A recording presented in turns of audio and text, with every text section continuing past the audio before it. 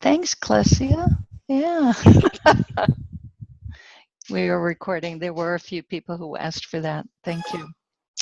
So anyway, on the Valentine's Day webinar for single people who are dating or want to be dating, Mark and I realized that really we need to devote at least one webinar on the principles. You know, there's no end to learning about them, but it's really nice to have at least some communication that Mark and I are going to do. And I think, if we could start out with Mark, you want to just introduce yourself because not everybody knows you, not everybody knows me here. Want to start out? Well, yeah. I'm Mark Howard, and I'm a PhD psychologist in California.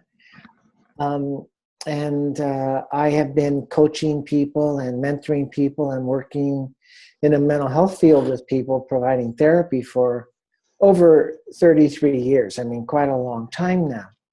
And I came upon this understanding that we're going to share a bit today, these three principles in 1983, and really it really changed my life. And I brought it to my clients from the very beginning, and it has changed their lives as well. I'm married and have a grown son. He lives in Los Angeles, and just continuing to devote my time to bringing this understanding to people. And I'm really lucky to work with Mark. We've known each other for many years, bumping into each other on two separate coasts since somewhere in the early 80s, I think, late 70s, early 80s. And I'm a marriage and family therapist. I really switched careers so that I could expose more people to these principles because it made a huge difference in my own life. And really, I'm seeing that more and more in recent years. In fact, I kind of bowed out for a while, and meaning that I wasn't attending annual conferences, and I thought I knew everything there was to know about the principles. And lo and behold, that was not at all the case. So the wonderful thing about this is that the more you explore, the more people you listen to, and of course, the more you expose yourself to Sid Banks' work, his books, his videotapes, the more that you will see and the more insights you're going to have. So Mark and I thought that we'd start out by talking a little bit about, first of all, how to listen during this webinar, which is the same kind of listening that you want to do with your partner, or if you're just meeting somebody for the first time, or even with your boss or your kids. And that kind of listening is different than the typical listening people are accustomed to. The listening that people typically do is through their own thoughts. I really see this in my counseling sessions with clients, that they're interrupting each other and wanting to give their side of things. So as you listen to Mark and I talking about our experience and how we understand the principles, you want to just have your own mind quiet. Even if you've been a student of the principles for a while, I love doing this at conferences or webinars that I listen to now, to just forget what I think I already know about the principles. Just forget about that and see what you can see that'll be brand new. So this kind of listening is very, very quiet, very gentle, very soft. You may not be hit with an insight during this hour. It may happen later when you least expect it, where all of a sudden something becomes kind of crystal clear to you that you didn't see before. Or you're in the middle of talking to somebody and you drop into a deeper listening with them, and you might hear something that they're saying that they're not even aware of yet. You know, and it's kind of interesting that that's exactly how the principles hit Sid. Sid Banks was in a conversation with someone, and that someone said to him something along the lines of, well, Sid, you know, you just think you're insecure, but that's just a thought. And the person who said that kept going, but Sid heard something at a much deeper level than even the speaker, the person who spoke those words heard. Yeah. So,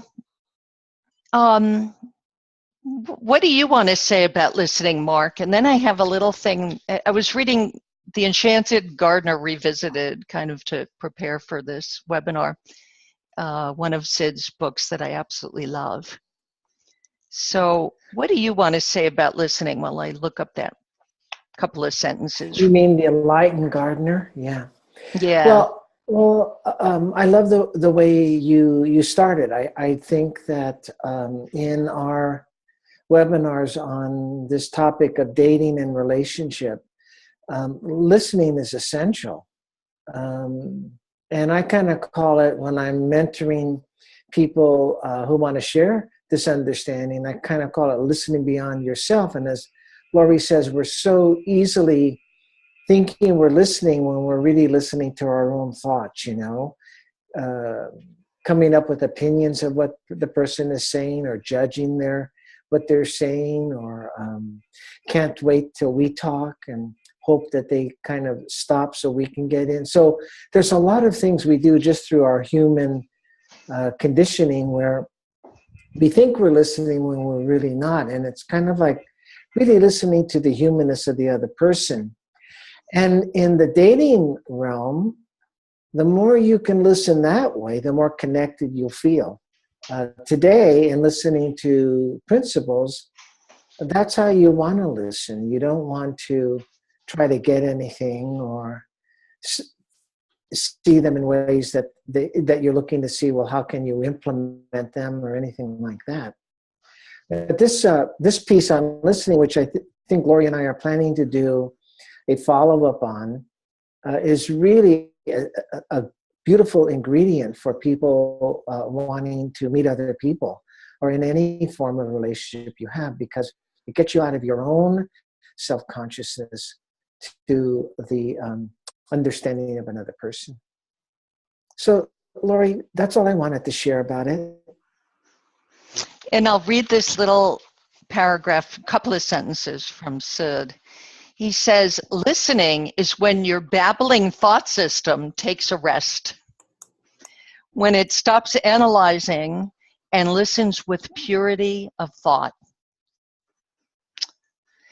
So, I also want to be sure that we can be interactive here. And if you have any questions at any time, just raise your hand. I'll see you. It's kind of like Hollywood Squares here with everybody in their own little square.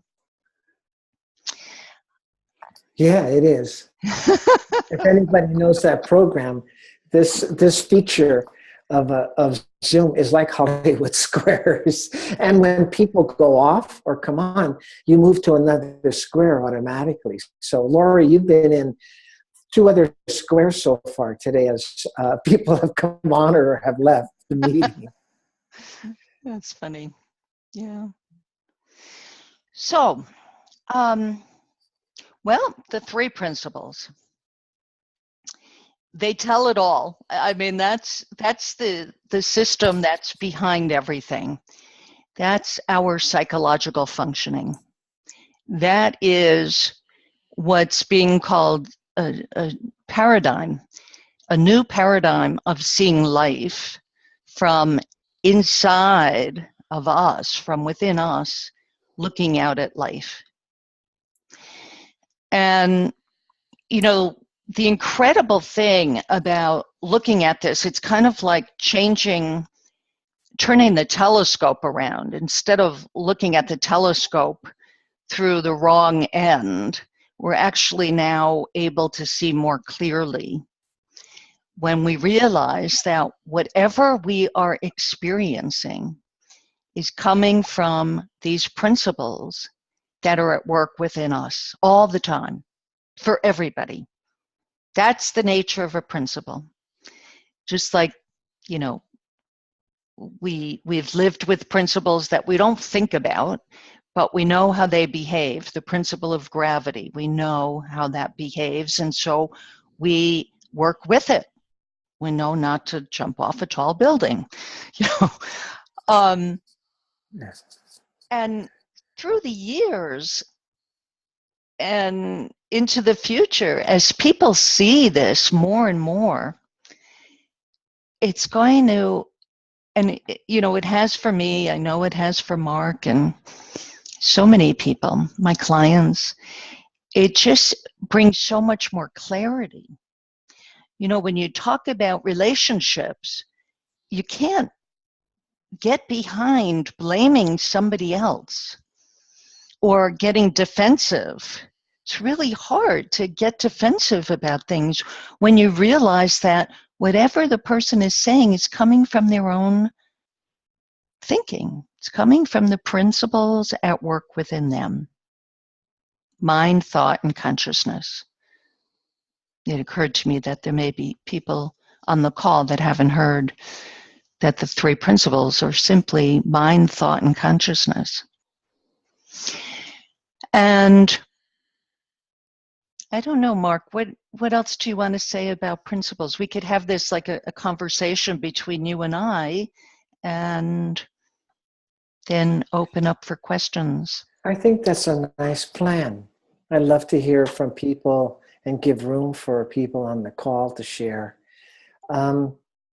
You know, it's really interesting that today, I didn't know how I was going to go about sharing with you, Lori.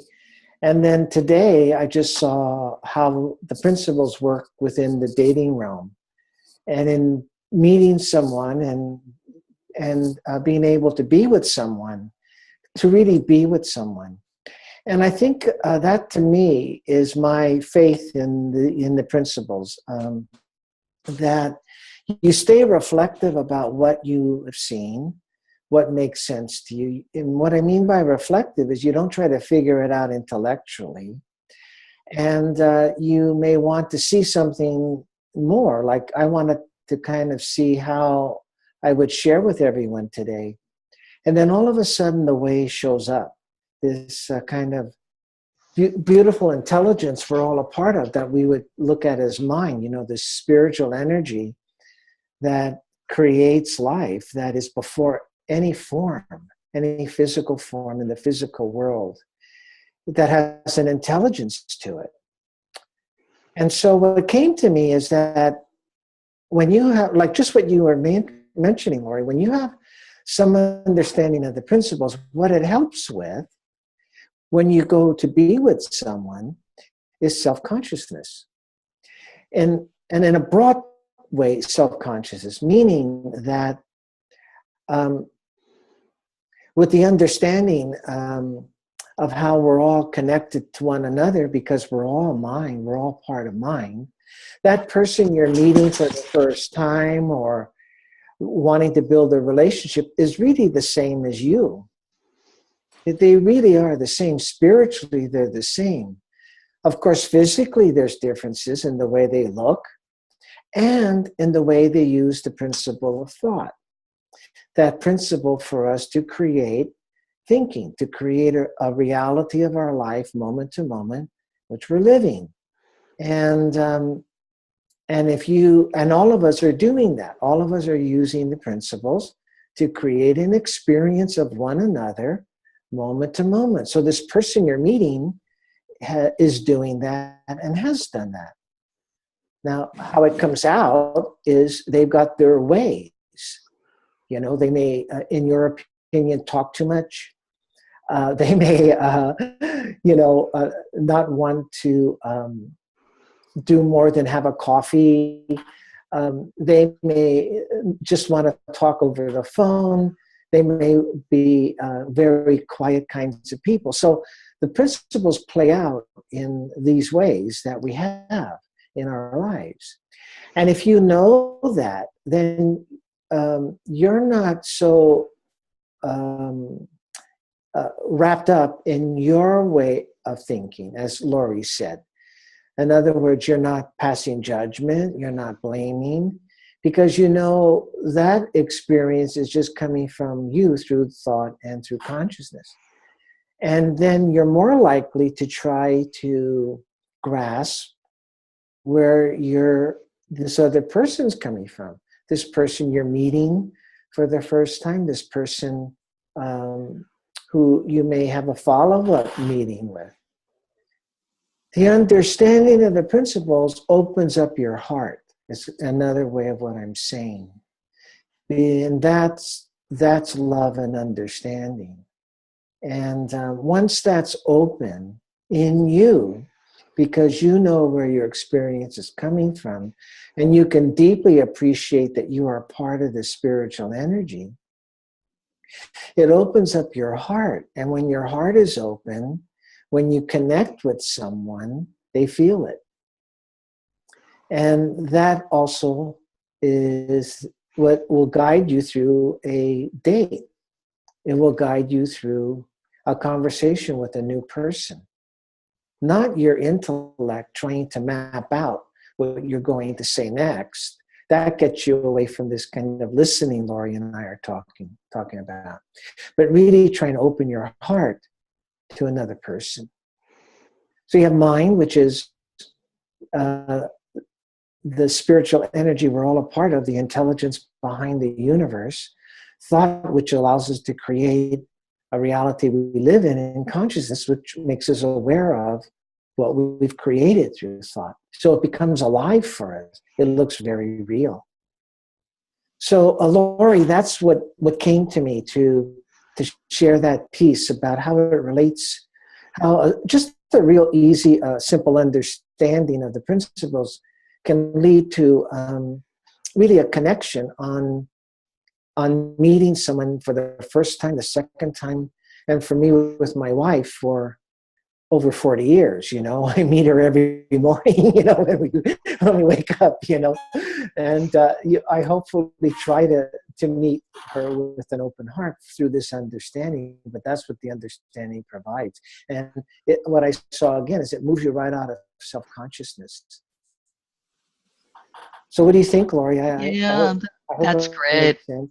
I love that. And so I love listening to you, Mark, and it's so nice to hear how people, all of us just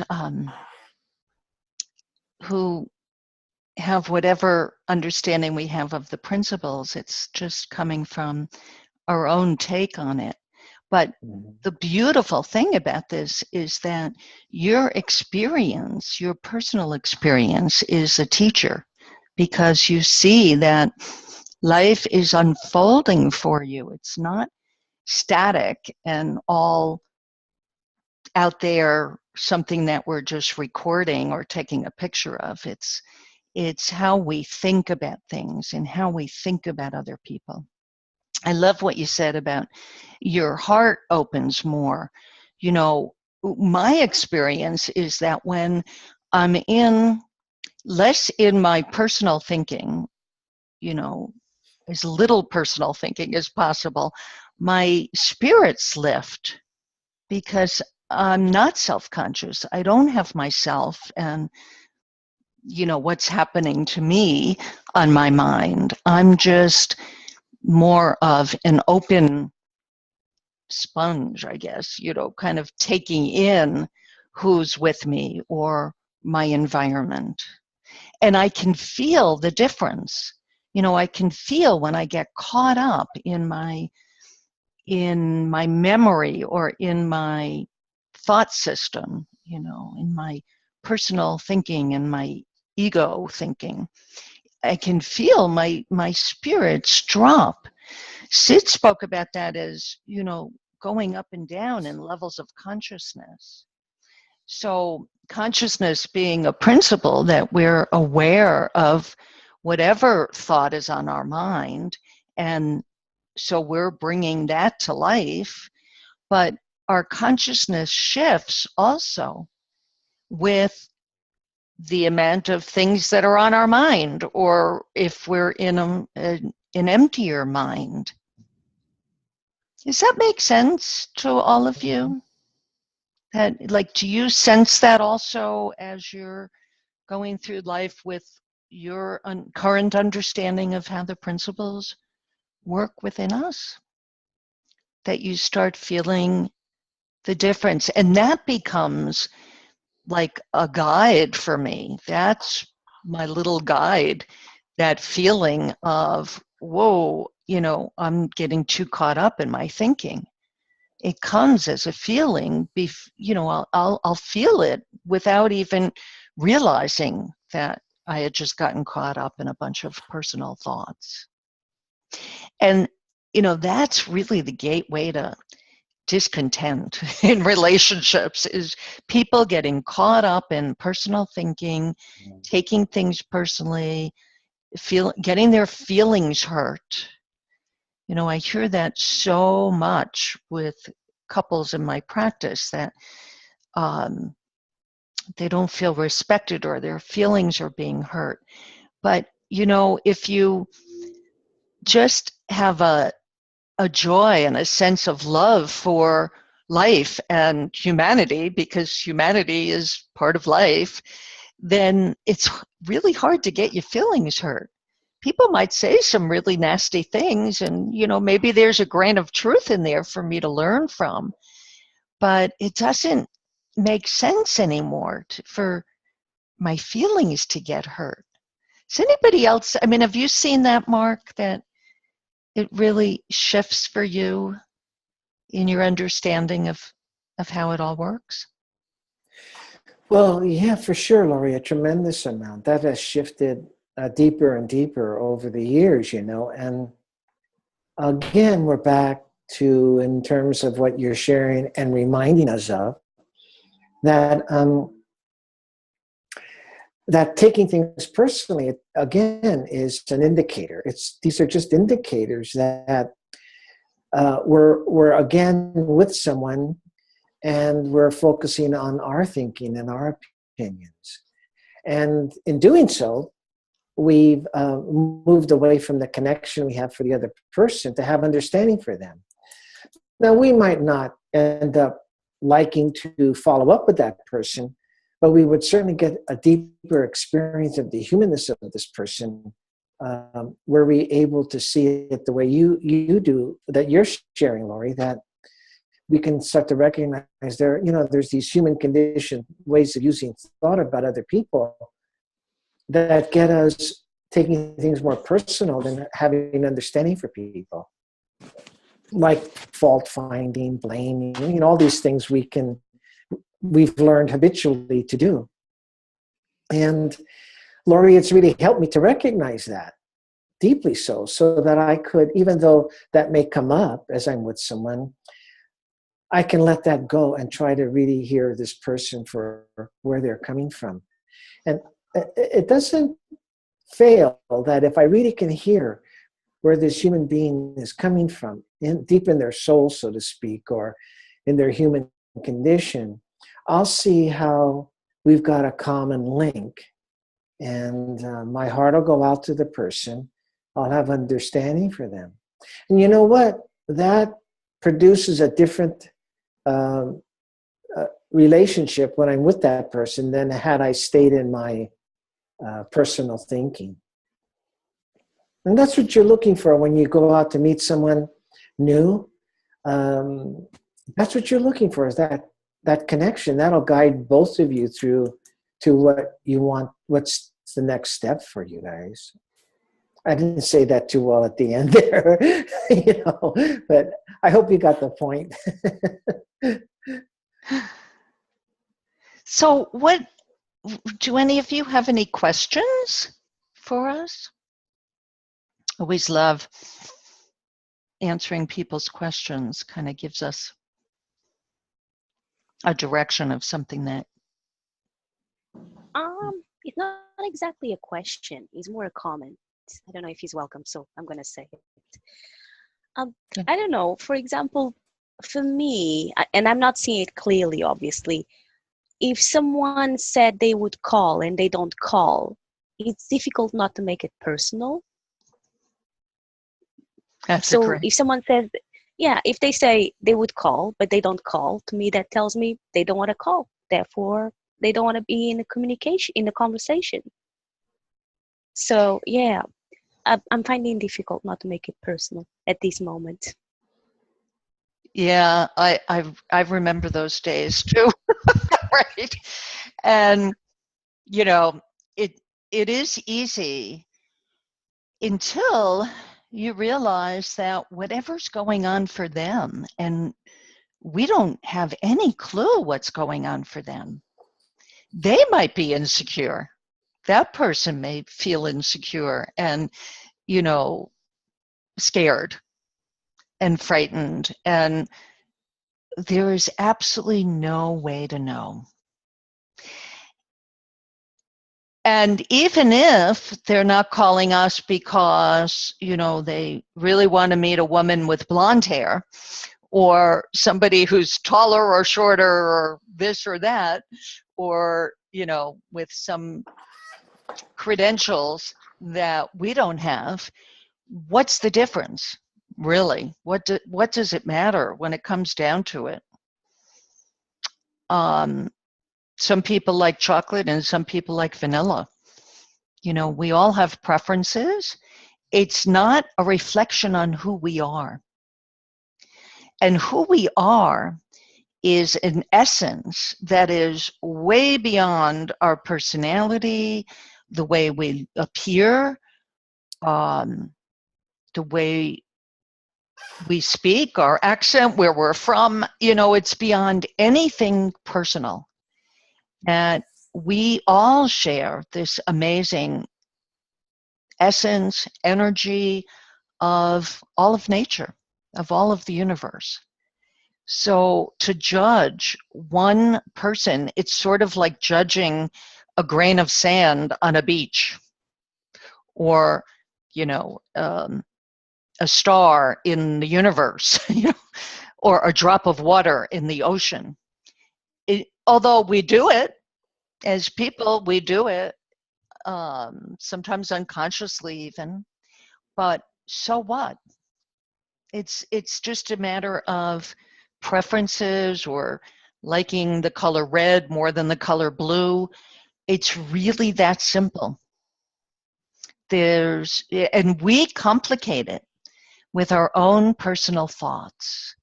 So we'll go into our head and we'll think, well, I wonder what he didn't like.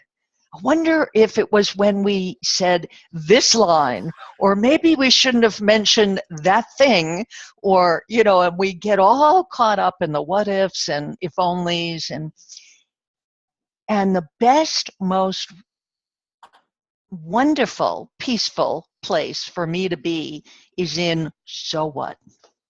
Really, it doesn't matter. What matters is our own state of mind in the moment. And none of us are in a wonderful, pure state of mind all the time. None of us.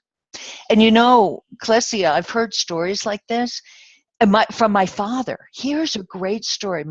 After my mom passed away, my father remarried. And he, the woman he married, he had a date with her. And this is in the old days of, regular phones. There were no cell phones. So he really liked this woman, and he couldn't find her number. He had to wait for the end of the month for when her number appeared on his telephone bill. And that's how he called her for a second date. So we just never know what's going on the other end. What do you have to say, Mark? Well, Lori, I thought that was beautiful. I mean, I think that covered it. That was really beautiful. I would only say again, it is that tendency to look at it in terms of possibly in terms of rejection. That's taking it personal. And again, remember, that's just kind of made up, that whole piece of rejection. And again, that's the piece to see, because it keeps you at a level of being affected by somebody whose own use of thought is creating this. It's not up to you at all. And to see that to see that rejection doesn't take care, it doesn't allow us to just live in our own peaceful state of mind. It gets our mind going on things, like you said, evaluating how we did, which will really take us away from the feeling we're looking for and the wisdom we want to use to make sense of it. The one last piece that I see about it is, sometimes it's nice that somebody doesn't call back, because how would you want to be with somebody who doesn't want to be with you? That would not be fun. Let's go to the movies, and you sit 3 chairs apart from one another because the person doesn't want to be with you. I'm kind of exaggerating it, but there is the grain of truth that if you don't take it personal, it's easy to say, well, I'm better off because it's nice to be with somebody. I don't want to be with somebody who doesn't want to be with me. So that's all I wanted to add, because you covered it so beautifully. And it's great that you added that, Mark, because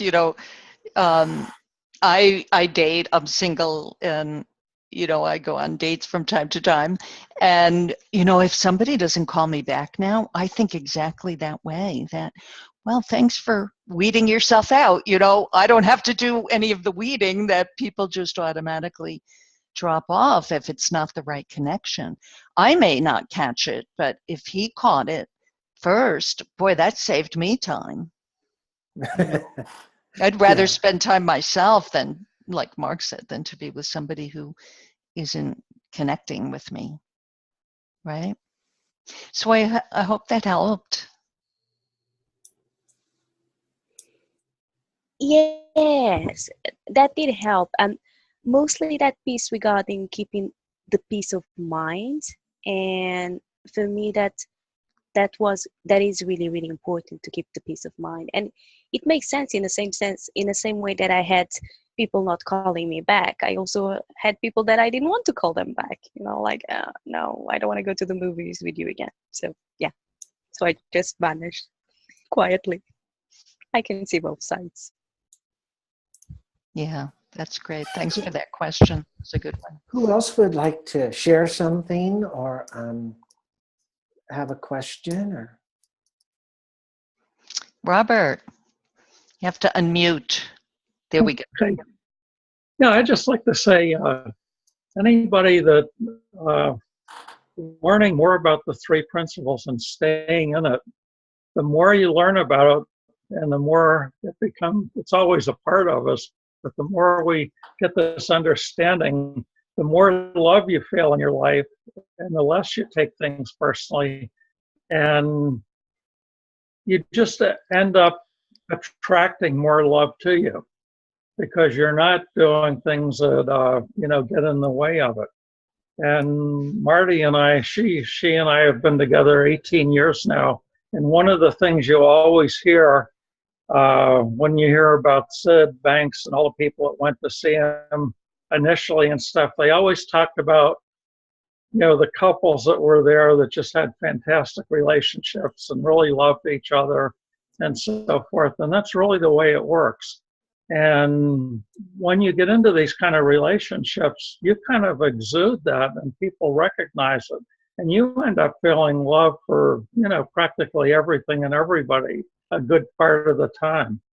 And so I'd say staying in the principles, learning as much as you can, hanging around with people, and like on webinars like this, just makes a huge difference. And eventually you attract the person that you're meant to be with.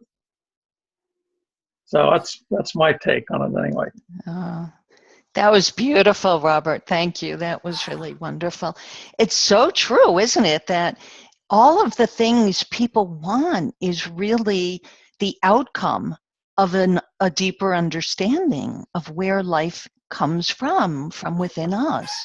And then we can navigate through it so much easier. Yeah. So I'm so glad you said that. That all There's the yeah. oh, Go ahead, sorry, Mark. Laurie. Oh, there's just a little angle here on kind of some underlying theme we've been on around connection.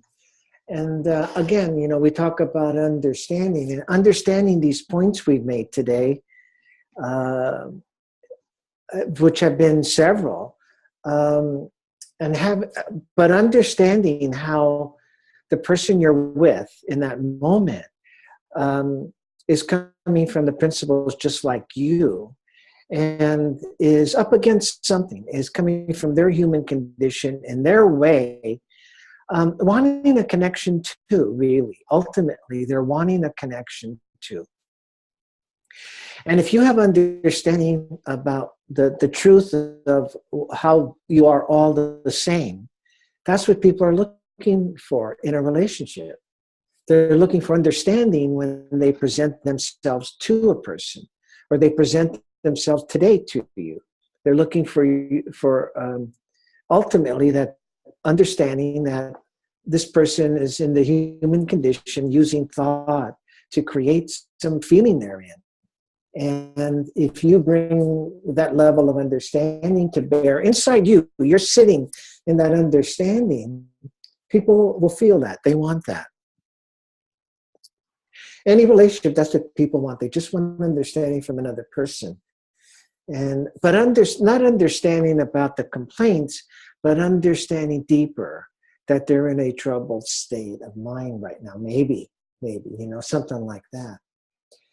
That does wonders. So that was another angle of what I've been hearing today, is that you sitting in your understanding for where experience of life comes from, and where experience of another person comes from, and what that person's up against in their humanness, that's what they're looking for. They'll feel more of a connection. Ultimately, in a relationship, that understanding, just another way of connecting with someone outside of yourself.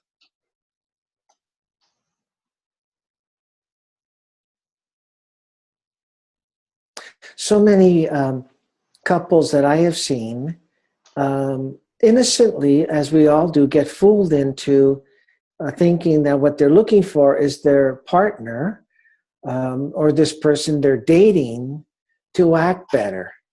If only they could act better.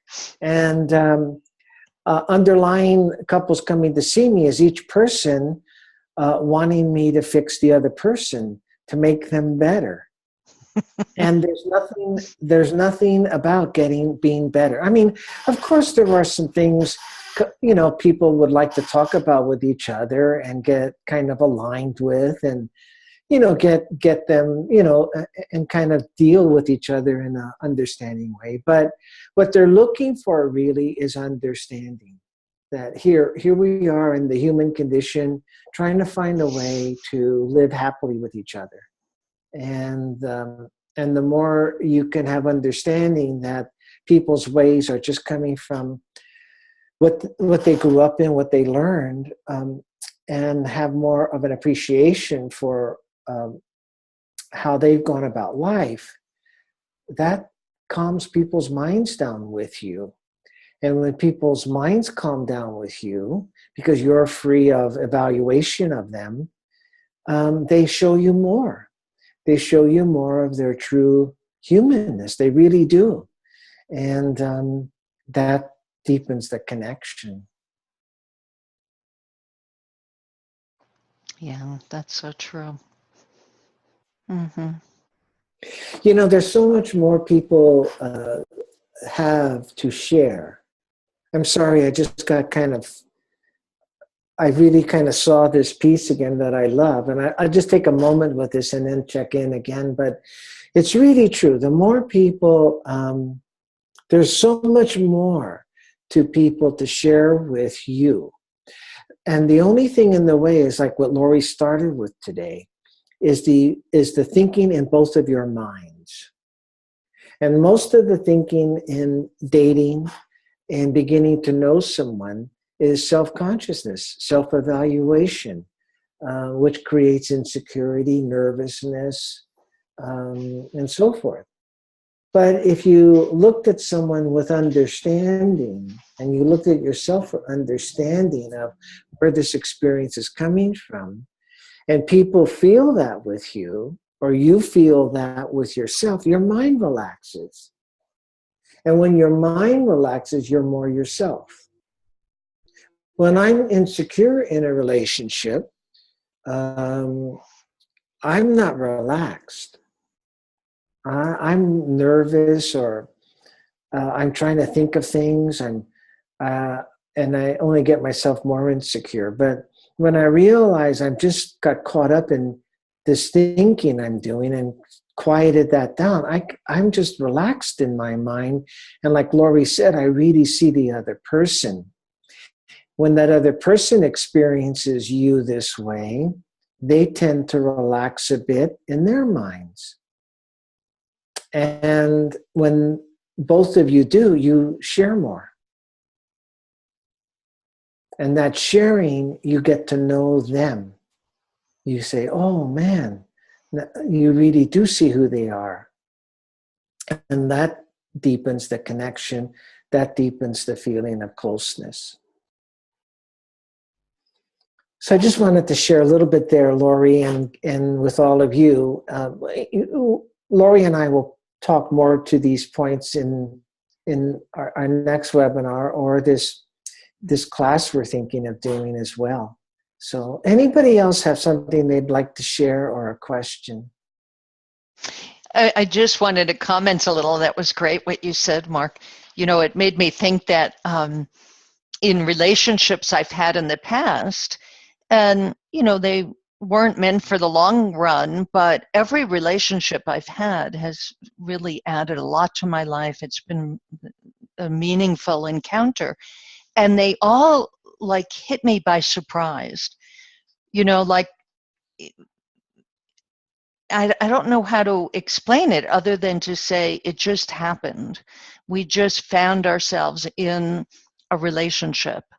And I think it had a lot to do, I'm certain it had a lot to do with what Mark was just referring to, that when people are relaxed and they don't meet each other with expectations or wanting it to go in a certain direction, or any of those things that could be on our mind, it just has a life of its own. It unfolds naturally on its own. And that's part of, you know, the more I've seen how the principles work, the more I can get out of my own way so that life flows through me, takes me with it, however you want to think of it.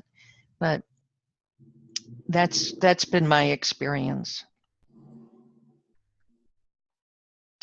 So any questions or comments from anybody who's on with us? People are on the phone too, a couple of people, so feel free to ask anything.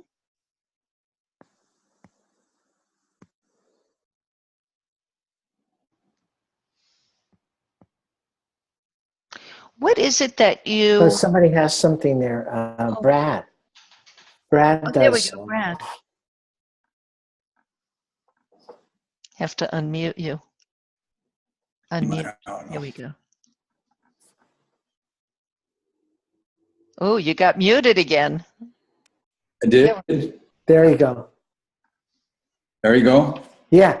Yeah. Okay. Super. Thank you. It's been I recently got into a relationship with a woman who we're both studying the three principles together.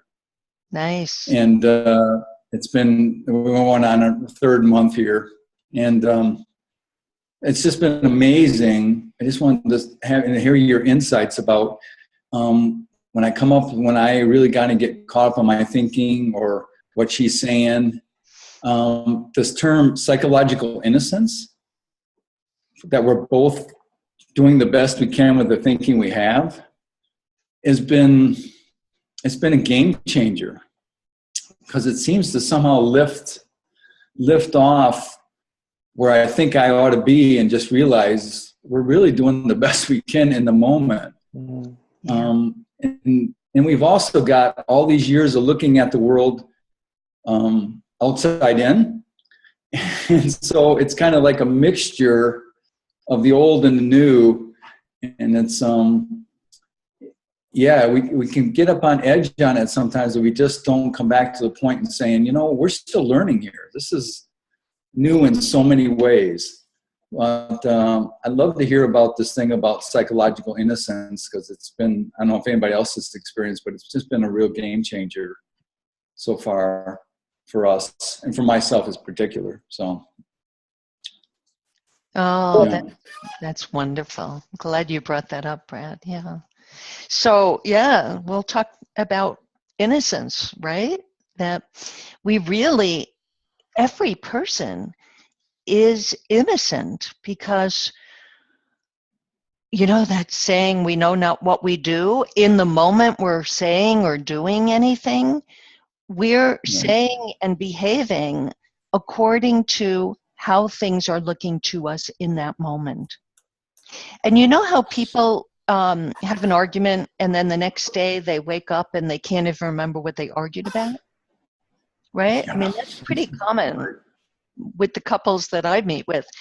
And that really underscores people's innocence, that in the moment, something that set them off, it could be brought up in another moment and it would not set them off, because they'd be in a different headspace. They'd be looking out through a different vantage point, depending on where their level of consciousness is, right? Mm-hmm. So what would set you off in a really low mood, in a higher mood, you'd see it for what it was, that it was just how the person was seeing it in that moment.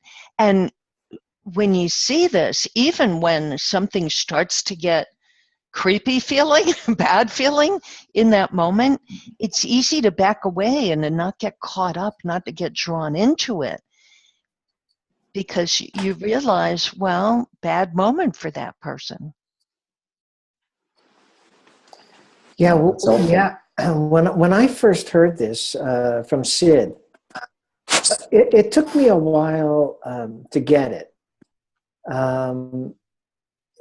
Because I hadn't really given myself the kind of forgiveness or understanding that this brings, that it really is that we can only do, every moment we can only do whatever thinking we've got on our minds. We can't do anything other than that. And people get caught up in, well, I should have been able to see it then, or, but you can't do that. And being able to see that people are psychologically innocent.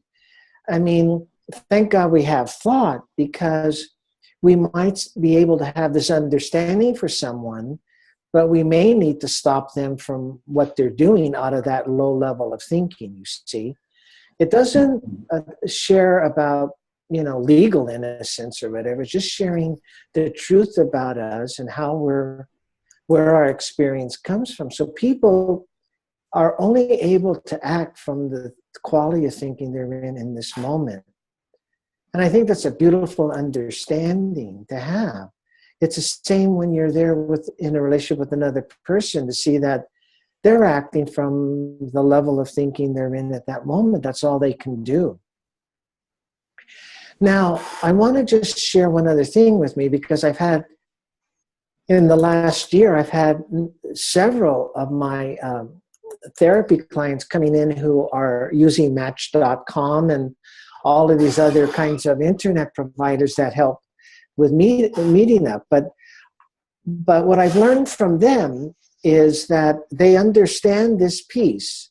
They understand what we've been sharing about today, and they go out to meet with someone. They're in this space. But there have been one or two incidents where through their thinking, they've realized this person is not good. This person is scary.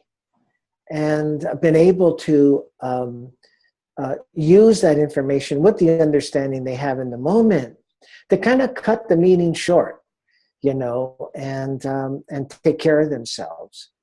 So of course you have the understanding.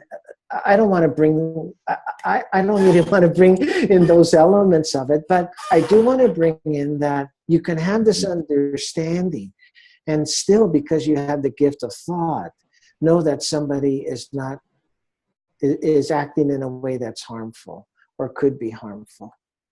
So, but when you do this with this understanding, you have a lot of wisdom to help you take care of the situation if you need to. Lori, I'm just checking in. I hope they didn't put a downer on the conversation or anything.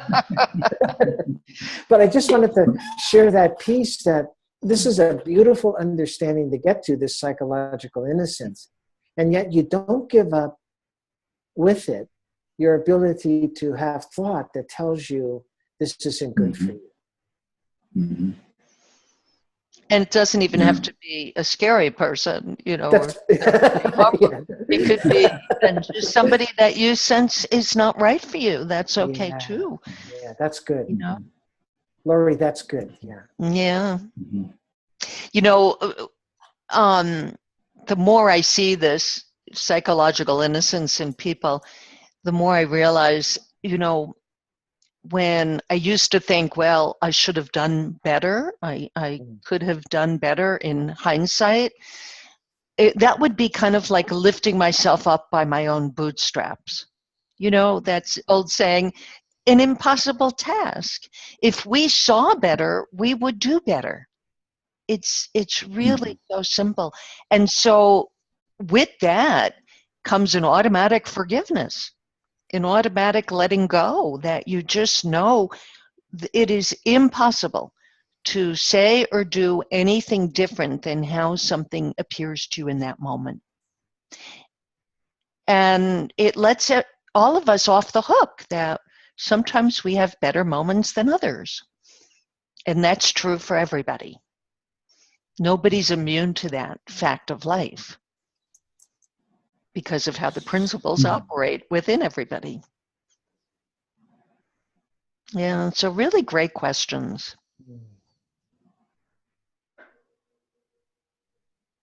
Who else? Oh, we're running out of time already. I think we have time for maybe one more question.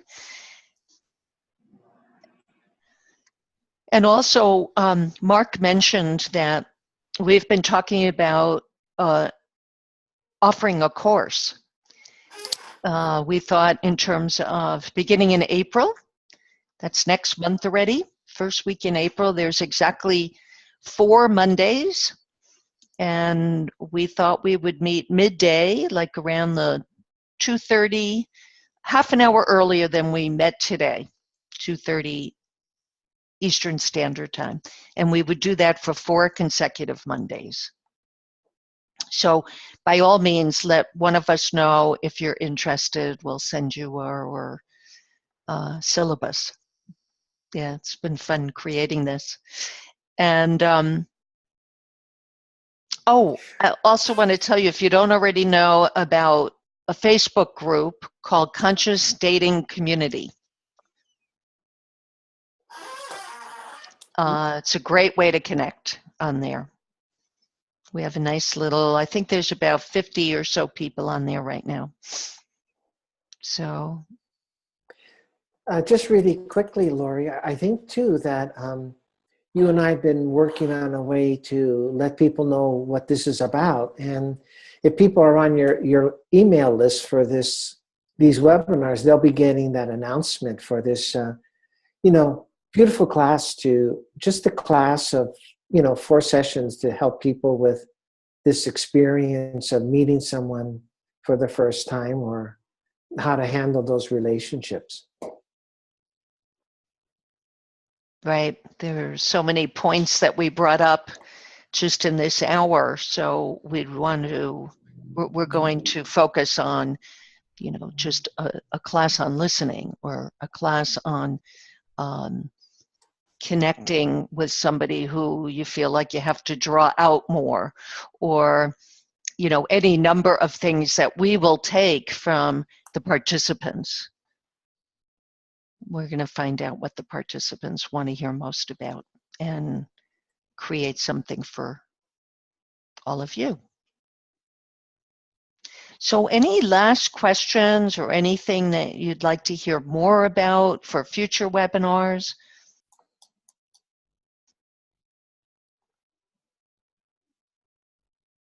Or any comments?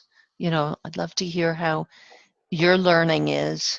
Dan, I see Well, I really enjoyed and appreciated listening.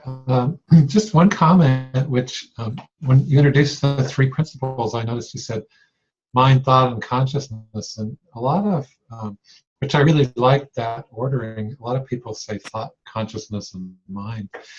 That's the three principles, and so I just enjoyed that, and it kind of resonated with me. So I just wanted to say, and I'm sure everybody has their own way of saying it.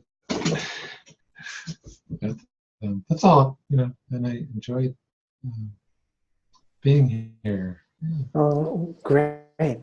Yeah, it's got a nice feeling to it. Yeah. Yeah, it's great. Thank you, Dan.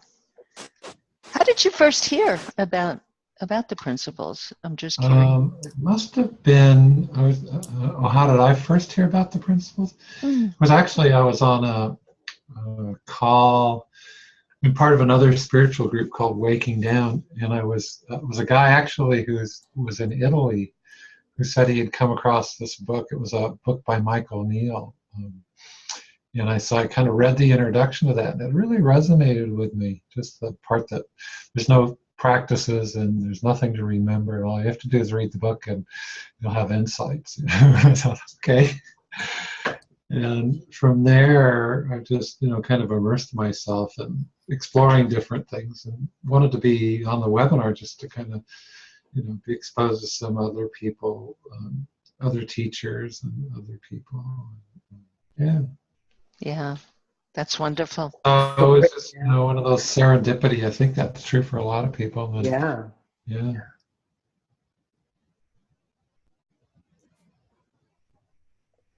Well, okay. We should bring it to a close, don't you think, Lori? Yeah, it's 4, so I have to go back to my office now. After 4. So great seeing all of you. Thank you so much for coming on board, making this possible, and thanks for doing this with me, Mark. I always love. Oh, Lori, I really love this. It's just been a wonderful feeling, and loving the chance to be with people. Yeah. Yeah, I love doing it with you, Lori. Yeah, that's so great. Well, more of this is coming up. Yeah, more coming. Great. Okay, everybody, have a great time. Connect with me on, do you want to give your email address, Mark? Is that good, or your website? So people my email address is, real quickly, it's Dr. Mark Howard, DR, the abbreviation, Dr. Mark Howard at Comcast.net. So feel free to drop me a line if you'd like. And I'm 3principlestherapy@gmail.com. The number 3, not 3 spelled out. Great. Thanks, everybody. Enjoy the rest of your day or evening, depending on where you are, and hope to see you next time. Goodbye. Thank you. Thank you. Thank Thank you. you. Bye-bye. Bye.